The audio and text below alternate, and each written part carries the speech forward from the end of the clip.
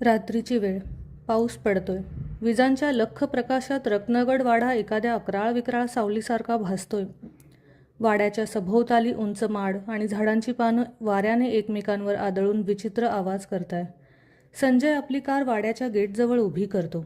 तो गाडीतून उतरतो. हातात एक बॅग आणि काही कागदपत्रांची फाईल आहे. त्याच्या चेहऱ्यावर थकवा आणि चिडचिड आहे.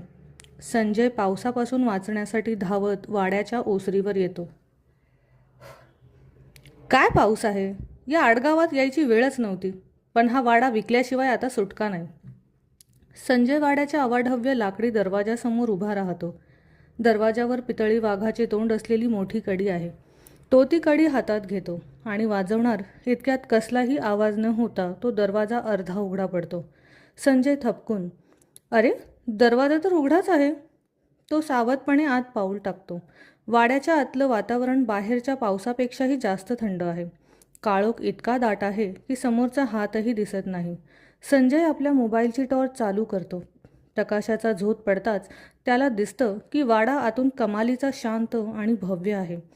जुन्या काळातलं नक्षीकाम, धुळीने माखलेले खांब आणि कोपऱ्यात जमलेली जळमटं.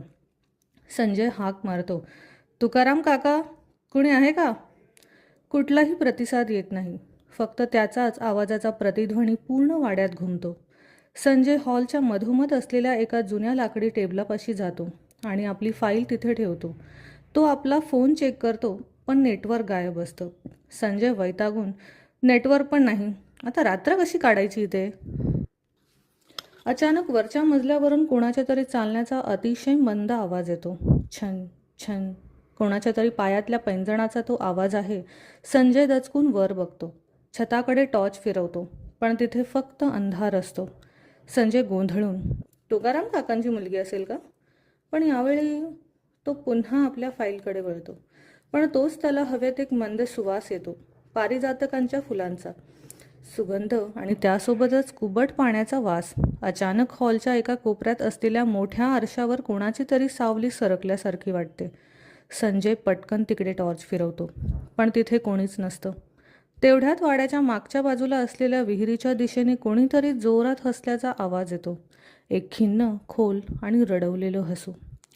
संजय थरथर त्या आवाजात विचारतो, कोण आहे तिकडे?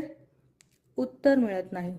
पण वाड्याचा मुख्य दरवाजा मागून आपोआप धडाम करून बंद होतो.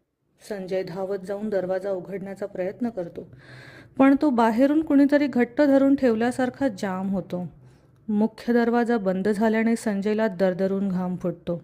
तो दरवाजावर धडका मारतो,